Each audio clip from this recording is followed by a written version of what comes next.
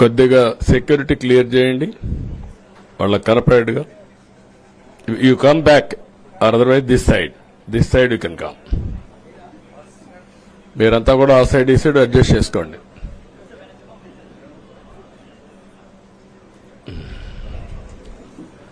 ఏంటి బాగున్నారంతా? మీకు ఫ్రీడమ్ వచ్చింది, ముందు స్వాతంత్రం మీకు వచ్చింది, మాకు కాదు, మీ తర్వాత ప్రజలకి. Okay, good.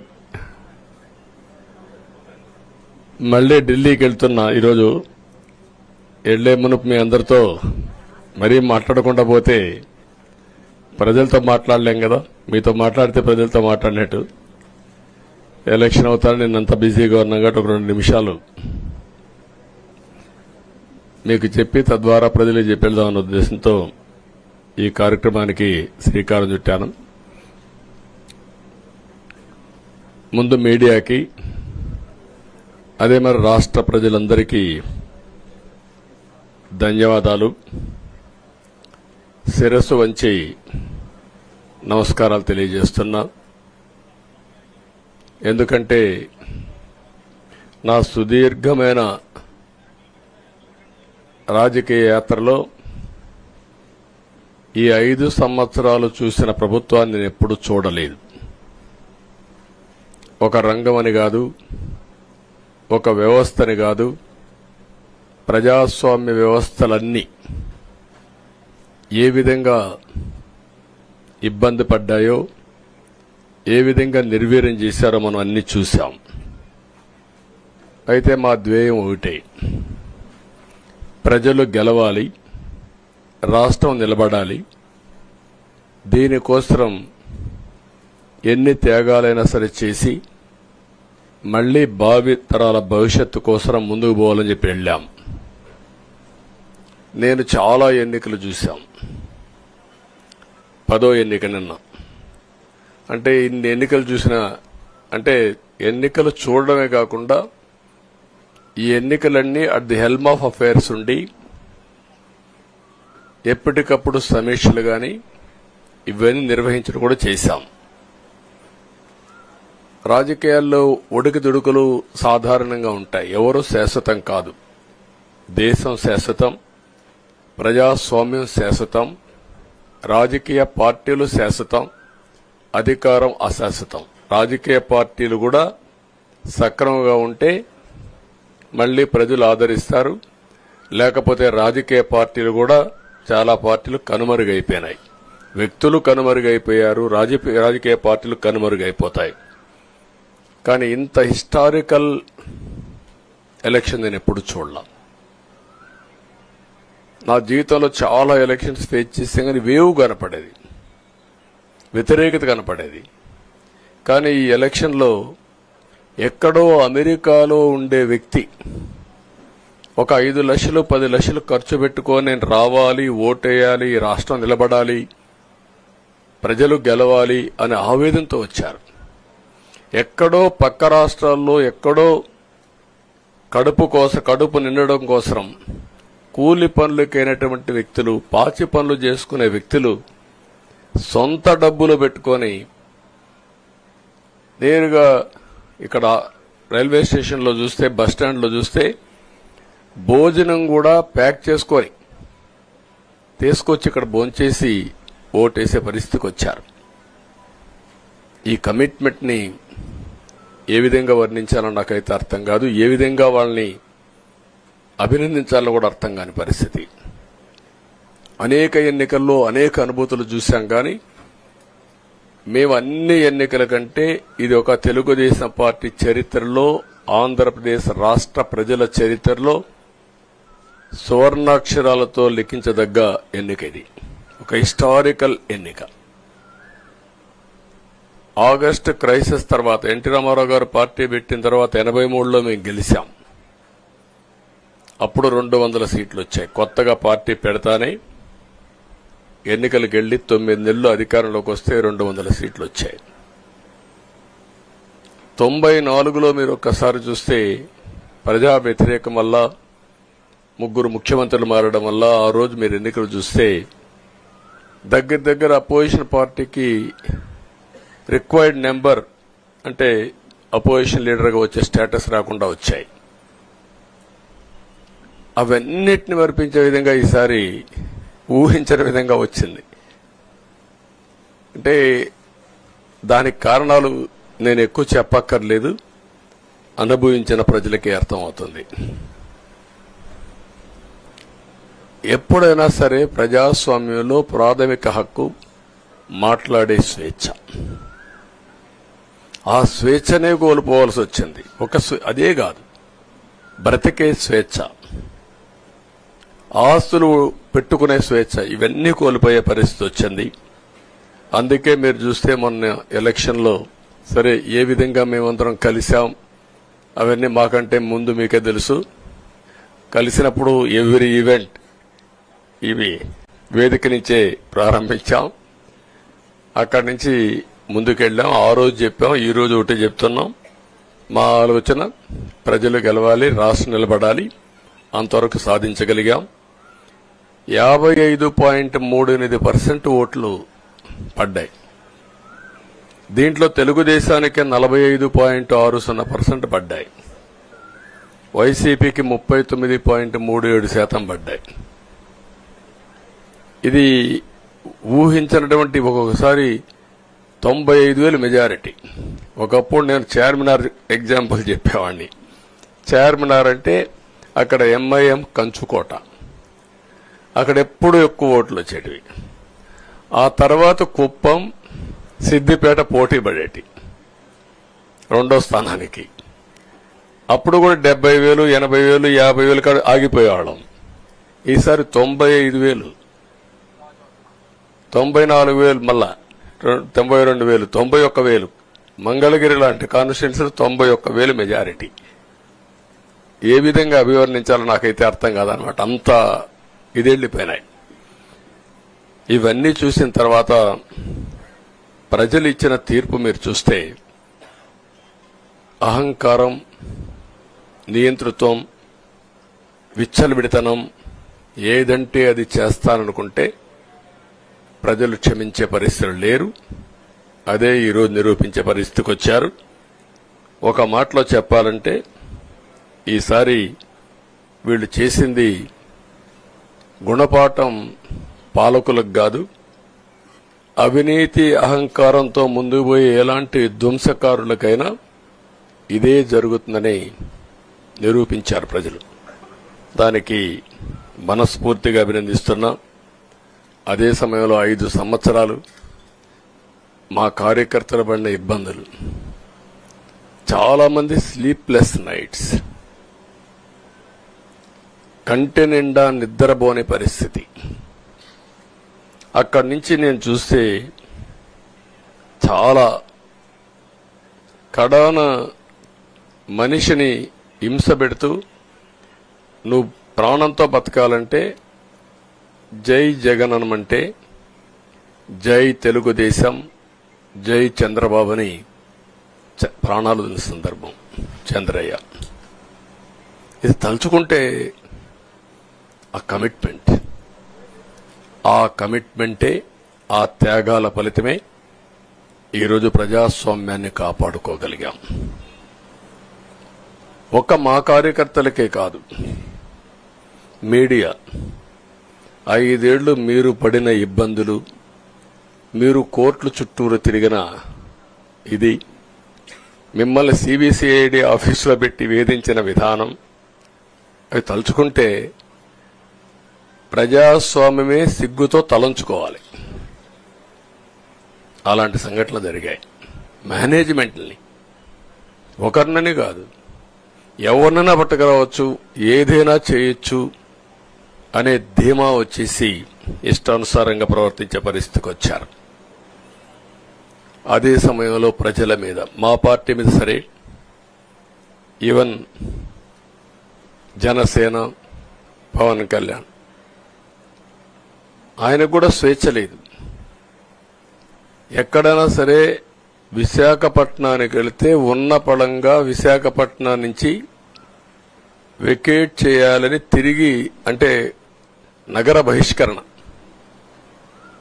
ఒక నాయకుడిని నగర బహిష్కరణ చేస్తే కారణం చెప్పకుండా ఇంకా వేరే వాళ్ళ కథ ఏముంటుందో మనం ఆలోచించుకోవాల్సిన అవసరం ఉంది. కేసులు పెడితే ఎందుకు పెట్టావు కేసు అని అడిగితే దానికి సమాధానం చెప్పకుండా ముందు నిన్ను అరెస్ట్ చేస్తున్నాం, తర్వాత కేసు డీటెయిల్స్ ఇస్తా ఉంటారు. ఇలాంటి చాలా జరిగాయి. ఇవన్నిటికీ పరిష్కారం కోసం ఈరోజు మనం చూసిన తర్వాత ఇది మాకేదో అధికారం అని మేము అనుకోవడం లేదు, ఒక బాధ్యత.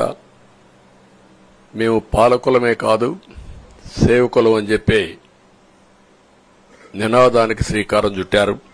ఇవన్నీ గుర్తుపెట్టుకొని పనిచేస్తాం. నేను చాలా స్పష్టంగా సూపర్ 6 ఇచ్చాం. అదే మాదిరిగా ప్రజాగళం ఎన్నికల మేనిఫెస్టో ఇచ్చాం. ఇవన్నీ కూడా ప్రజల్లోకి బాగా వెళ్ళాయి. ఒక హోప్ క్రియేట్ అయింది. ఇవన్నిటి ఫలితాలే నిన్న వచ్చాయి. అదే మాదిరిగా మేము ఇక్కడ మీరు చూస్తే ఒక పక్క తెలుగుదేశం పార్టీ మొట్టమొదటిసారిగా పవన్ కళ్యాణ్ గారు ప్రభుత్వ వ్యతిరేక ఓటు చేరడానికి వీలు లేదు, ఈ రాష్ట్రంలో మళ్ళా ప్రజాస్వామ్యాన్ని గాని ఈ రాష్ట్రాన్ని కాపాడుకోవాల్సిన బాధ్యత ఉందని చెప్పి ముందుకొచ్చి ఈ యొక్క కూటమికి బీజం వేశారు. వారిని మనస్ఫూర్తిగా అభినందిస్తున్నాం. ఆ తర్వాత బీజేపీ కూడా ఈ కూటమిలో భాగస్వాములయ్యి ముగ్గురం కూడా మీరు ఒక్కసారి ఆలోచిస్తే ఒకరు ఎక్కువ ఒకరు తక్కువ కాకుండా ముగ్గురం కలిసి పనిచేశాం. బేషిజాలు ఎక్కడా లేకుండా మేము ఏదైతే చెప్పామో ప్రజలు గెలవాలి, రాష్ట్రం నిలబడాలి, దీనికోసం పై స్థాయి నుంచి ఢిల్లీ నుంచి వచ్చినటువంటి బీజేపీ నాయకులు గాని, ప్రధానమంత్రి అమిత్ షా గారు గాని, ఇక్కడుండే పవన్ కళ్యాణ్ గాని, తెలుగుదేశం పార్టీ కేంద్ర నాయకత్వం నుంచి కింది వరకు అందరం కూడా ఒక ట్రూ స్పిరిట్ తో పనిచేశాం. 175 అసెంబ్లీలు, 25 అసెంబ్లీలు అన్ని పార్టీలకు సంబంధించిన సీట్లుగా ఎన్డీఏలో భాగస్వాములుగా ఒక బాధ్యతతో ముందుకు పోయాం. అందుకే ఈ అనూహ్యమైనటువంటి విజయాన్ని సాధించగలిగాం. ఇక్కడి నుంచి బాధ్యత ఉంటుంది. ఆ బాధ్యతని ఏ విధంగా చేయాలనో అవన్నిటి కూడా ప్రణాళికలు తయారు చేసుకుంటాం. అంటే ఈ 5 సంవత్సరాలు జరిగిన విధ్వంసం మీరు ఒకసారి చూసిన తర్వాత ఇది ఒక 30 సంవత్సరాలకు ఎంత డ్యామేజ్ చేయాలనో అంత డ్యామేజ్ జరిగింది. వ్యవస్థలు విధ్వంసమయ్యాయి. మొత్తం ఎకానమీ కుప్పగూలిపోయింది. అప్పులైతే ఎంత చేశారో ఇంకా లోతు పోతే తప్ప మనకు తెలియదు. ఎక్కడెక్కడ చేశారో ఏమేం చేశారో తెలియదు. ఇంకొక పక్క ఎక్కడికక్కడ సహజ సంపద, ఒక శాండ్ కావచ్చు, మినరల్ వెల్త్ కావచ్చు, లేకపోతే ఏదంటే అది ఇంకా మాకు అడ్డే లేదు, ఏమైనా చేయగలుగుతాం, ఎవరైనా అడ్డొస్తే తొలగించుకుంటా పోతామనే ధీమాతో ముందుకు పోయారు. కొంతమంది భయపడి రాలేకపోయారు, ఎదిరించలేకపోయారు. నా కళ్ల ముందర ఒక రైతు చూస్తే ఆ పొలం పక్క నుండి ఇసుక తీసేస్తే అక్కడ భూగర్భ జలాలు ఉండవు, వ్యవసాయానికి నీళ్లు కూడా కొరత వస్తుంది, పక్క నుండే పొలాల్లో కూడా నీళ్లు ఉండవు. కానీ మాట్లాడే సాహసం చేయలేకపోయాడు. ఆయన కళ్ల ముందర ఆయన పొలంలో మట్టి తీసుకుపోతా ఉంటే ఎదిరించలేని నిస్సహాయ స్థితికి వచ్చాడు. మా వాళ్లు పోతే హౌస్ అరెస్టులు చేశారు. ఇవన్నీ చెప్పుకుంటూ పోతే ఒకటి కాదు, చాలా జరిగాయి. అవన్నీ కూడా ఏ విధంగా చేయాలనో చేస్తున్నాయి. మళ్లీ వ్యవస్థలన్నీ కూడా పునరుద్ధరించాల్సిన బాధ్యత ఉంది. అదే మరిగా మాకు ఒక 4-5 రోజులు ఇవన్నీ చూసిన తర్వాత డెప్త్కి పోయిన తర్వాత మీరు పేపర్లో రాసినట్టు గాని మేము మాట్లాడినట్టు గాని ఒక లెవెల్లో ఆగిపోయినాయని నా ఉద్దేశం. ఎందుకంటే నేను రాజకీయాలు 40 ఏళ్లు చూశాను. ప్రభుత్వాలను మేము అధికారం ఉన్నప్పుడు చూశాను, బాగు చేసి మళ్ళా అపోజిషన్కి వస్తానే వీళ్ళు నాశనం చేస్తే మళ్లీ నేను అధికారంలోకి వస్తానే దాన్ని బాగు చేయాలంటే ఎన్ని కష్టాలు ఉన్నాయో నేను చూశాను. ఒకప్పుడు పవర్ సెక్టర్ మీరు చూస్తే కరెంట్ ఎప్పుడు వస్తుందో ఎప్పుడు పోతుందో తెలియని పరిస్థితి నుంచి హైదరాబాద్ లో విద్యుత్ సౌధ దగ్గర రాఘవరెడ్డి ఉండేవాడు, కమ్యూనిస్ట్ లీడర్. నల్గొండ నుంచి రైతులు తీసుకొచ్చి సమ్మర్ వస్తే అసెంబ్లీ ఏప్రిల్లో ఉంటే గొడవలు సగం టైం మేము కరెంటు కొరత పైనే చర్చించేవాళ్ళం. That were the days. అలాంటిది నేను 1999 నుంచి పవర్ సెక్టర్ రిఫార్మ్స్ తీసుకొచ్చి 2004కి సర్ప్లస్ బాధ్యతతో క్వాలిటీ పవర్ ఇవ్వడం మొదలుపెట్టాం. 2014కు మళ్లీ 22 మిలియన్ యూనిట్లు ఆంధ్రప్రదేశ్లో కొరత కరెంటు. వ్యవస్థలన్నీ నిర్వీర్యం అయిపోయినాయి. తర్వాత మళ్లీ సెట్ చేసి 2 నెలలు 3 నెలలు కరెంటు కొరత లేకుండా చేసి వ్యవస్థలన్నీ పటిష్టంగా చేసి సోలార్ విండ్ తీసుకొచ్చి కాస్ట్ తగ్గిస్తే ఇప్పుడు మీరు చూశారు ఎంత పవర్ ఛార్జెస్ పెంచారు. 9 సార్లు పెంచారు. ఎందుకు పెంచారో నోబడీ నోస్. దానికి రీజనే లేదు. ఇప్పుడు ఎక్కడుందో దాన్ని ఎత్తుక్కుంటే ఎంత లోతు పోయిందో కూడా తెలియదు. దాన్ని ఏ విధంగా రిపేర్ చేయాలి, ఎంత డబ్బులు తెచ్చారు, ఏ పేరుతో తెచ్చారు, అవన్నీ ఒక వ్యవస్థను కాదు, సంబంధం లేని వ్యవస్థతో డబ్బులు తీసుకొచ్చి సంబంధం లేని డిపార్ట్మెంట్కి ఇచ్చారు. ఇలాంటి చాలా ఉన్నాయి. అవన్నీ ఇన్ కోర్స్ ఆఫ్ టైం మీకు కూడా చెప్తాం. అల్టిమేట్ గా ఇదేదో మేము అధికారం అంటే జుబిలియంట్ గా బ్రహ్మాండంగా ఉందనుకోవడానికి కాదు. ఒక బాధ్యతతో మా మీద ఎంత నమ్మకం పెట్టుకున్నారో ఈ ప్రజల్ని మళ్లీ ఒక దారి చూపించే మార్గం మేము చూపిస్తాం. ఇంకొక పక్కన మీరు ఒకసారి ఆలోచిస్తే ఇదే అసెంబ్లీలో నాకు, మా కుటుంబానికి, మా మిస్సెస్కి జరిగినటువంటి అవమానానికి నా జీవితంలో ఎప్పుడూ బాధపడలా. నా మీద బాంబులతో దాడి చేసినప్పుడు కూడా వీరోచితంగా ఎదుర్కొన్నా. 2003 సెప్టెంబర్, అక్టోబర్ నాకు ఇప్పటికి కూడా జ్ఞాపకం. ఆ రోజు నా మీద బాంబులు చేసినప్పుడు చాలా ఒక పానిక్ రియాక్షన్ లో కూడా నేను భయపడలేదు. అలాంటి వ్యక్తిని మీరు చూస్తే అది ఆ సంఘటన చూసిన తర్వాత ఇలాంటి కౌరవ సభలో ఉండడం కరెక్ట్ కాదని అసెంబ్లీలో చెప్పి దానికి కూడా మైక్ ఇవ్వకపోతే చెప్పేసి బయట వచ్చి ప్రెస్ కాన్ఫరెన్స్ చెప్పి అనౌన్స్ చేశాను. మళ్లీ క్షేత్రస్థాయిలో గెలిచి అసెంబ్లీని గౌరవ సభ చేసి అసెంబ్లీకి ఎంటర్ అవుతానని చెప్పాను. నేను ఏదైతే ఆ రోజు ఒక ప్రతిజ్ఞ చేశానో దాన్ని నిజం చేయడానికి ప్రజలు సహకరించారు. మామూలుగా సహకారం కాదది. నేను ఇన్ని సంవత్సరాలు చాలాసార్లు చాలా ఎలక్షన్లు గెలిచాం, కొన్ని ఎలక్షన్లో ఓడిపోయాం. ఎలక్షన్లో ఓడిపోయినప్పుడు నేను ఎప్పుడూ కుంగిపోలేదు. ఎలక్షన్లో గెలిచిన తర్వాత గంతులేయలేదు. నిబ్బరంగా ఓడిపోయినప్పుడు ఒక బాధ్యత ప్రతిపక్షంలో ఉండి పనిచేయాలి, గెలిపించినప్పుడు ఒక బాధ్యత ప్రజలకు మెరుగైన సేవలు అందించి వాళ్ళని ముందుకు తీసుకుపోవాలని ప్రయత్నం చేశాం. ఎప్పుడూ ప్రజాప్రచారనే ఉన్నాం. అలాంటిది జరిగిన తర్వాత ఈరోజు మళ్లీ ఇదే అసెంబ్లీకి నేను ఏదైతే చెప్పానో అది చేసి వెళ్ళడం అనేది ఒక తృప్తి, ఒక గౌరవం. ఆ గౌరవాన్ని నిలబెట్టిన ప్రజలను కూడా మనస్ఫూర్తిగా అభినందిస్తూ మీ రుణం తీర్చుకుంటాం. ఏ విధంగా పనిచేయాలో పనిచేస్తాం.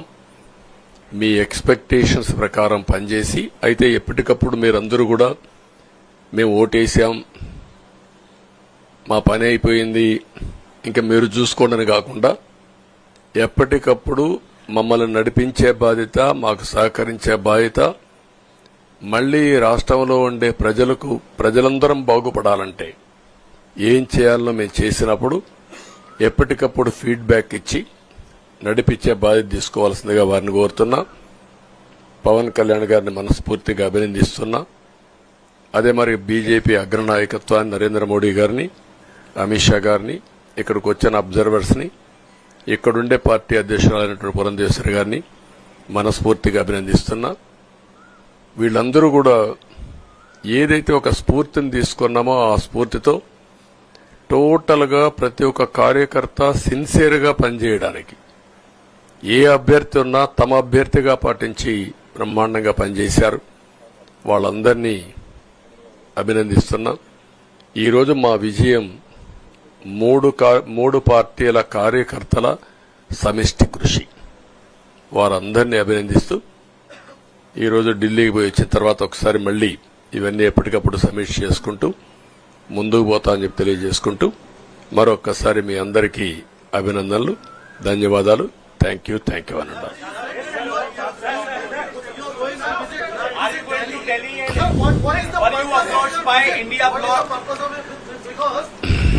No, don't bother. No, hear me, I say. You are very loud. You want news, always. I am also experienced. I have seen so many political changes in this country. We are in NDA. I am going for NDA meeting. In course of time, anything will report to you. Thank you.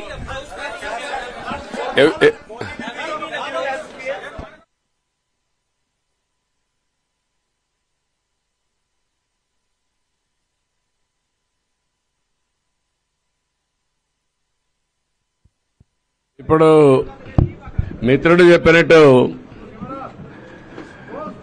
పాలకుడు అనేవారు ఏ విధంగా ఉండకూడదో, ఎలాంటి వ్యక్తులు రాజకీయాలకు అర్హత లేదో Jagan history ఒక case study మీరందరూ గుర్తుపెట్టుకోవాలి.